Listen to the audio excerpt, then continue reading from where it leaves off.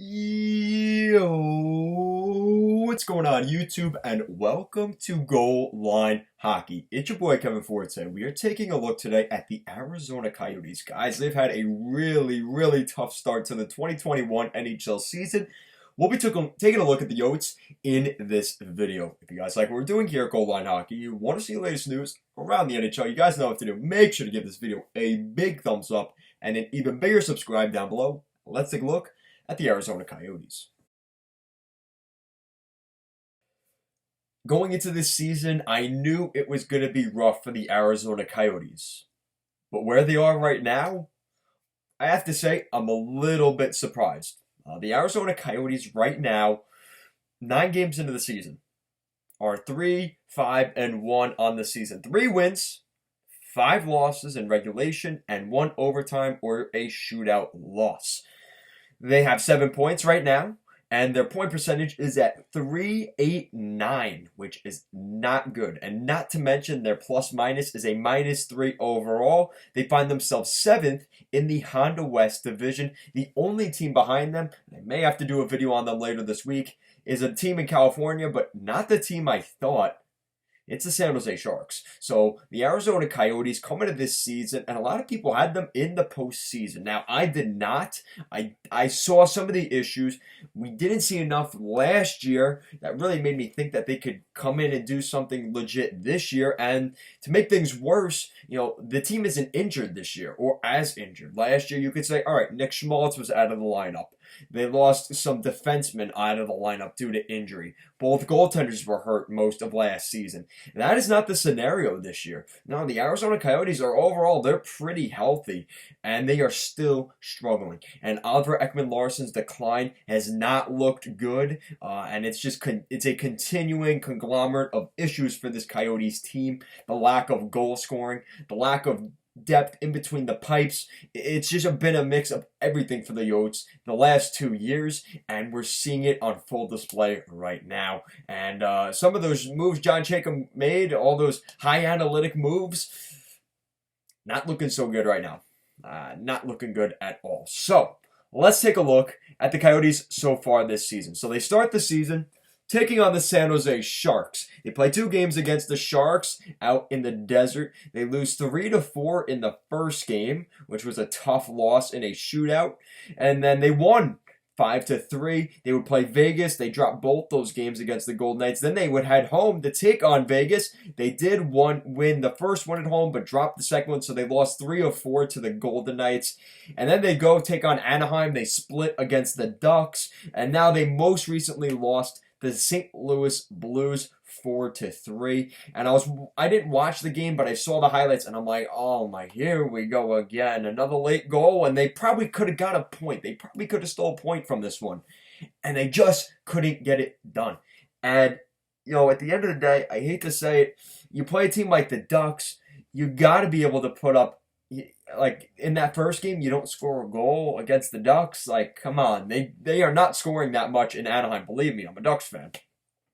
So, the fact you couldn't score a goal in that first game, you finally score in the second game, you win 3-2, but again, it's a close game against a team that should be in your back pocket right now, considering you should be in the postseason. And I think what really killed it was the Vegas Golden Knights games. They lost 3 of those 4 games. That really hurt them. And to be honest right now, the Golden Knights are not doing as well right now. I mean, they didn't get helped with obviously some postponements, but overall, Vegas has slipped a little bit. So, you can't say like, oh, those should have, whatever. Those are easy losses, whatever. No, like Vegas is not at the top of that division right now. It's more teams like St. Louis, which is more frightening because they're going to be seeing St. Louis 3 more times this month. They see them again tomorrow night, and they see them again on Saturday on the road. And then, in 2 Saturdays from now. So in 2 weeks from now, they have 2 home dates against the St. Louis Blues. This isn't going to be any easier for the Yotes. Not to mention they take on Minnesota, Colorado, the Los Angeles Kings, the St. Louis Blues, already mentioned them, the Anaheim Ducks, and the Avalanche all to end this month. So they take on Colorado 4 times.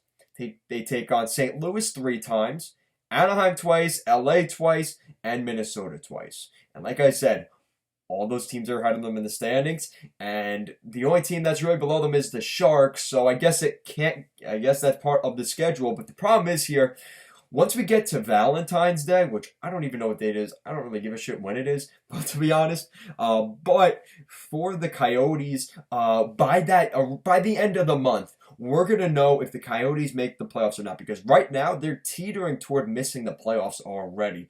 That set against Vegas really screwed them. I think at the end of the day, the next set we really have to keep an eye on is these 4 games against the Colorado Avalanche this month. They play Colorado twice in Colorado next week, and then to end the month, they play 2 games at home against the Colorado Avalanche. So I think that's going to be the factor at the end of the day. Just so we saw that series against Vegas in those 4 games, these 4 games will more than likely be the difference of what the plans are for the Yotes going into the trade deadline, which, guys, it's already coming up. It's going to be in the beginning of April. So, the Yotes, not a great start, and I don't know how things get better. It's not like their young guys are just, having a slow start. You can make that argument for the Rangers, but the Coyotes do not have that argument. And unfortunately, I don't see things getting better for the Yotes. I mean, the good news is, you look at their points, they're getting points from guys. Christian Dvorak leading the way with 9 points this season. Nick Schmaltz and Conor Garland each have 8 points, which is solid to see. Phil Kessel's got 4 goals on the season.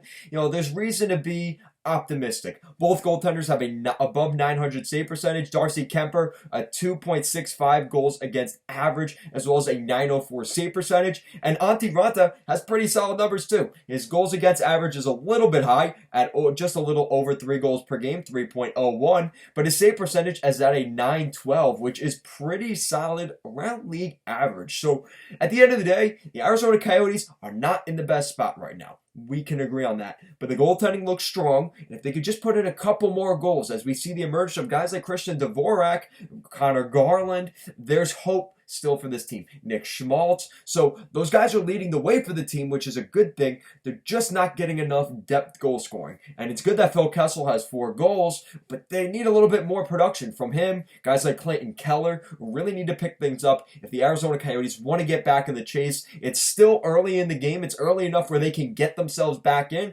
Like I said, they win those 4 games this month against Colorado, and we're completely talking about a different story in Arizona. But the question is, will they be able to do that? So guys, let me know your thoughts in the comment section down below.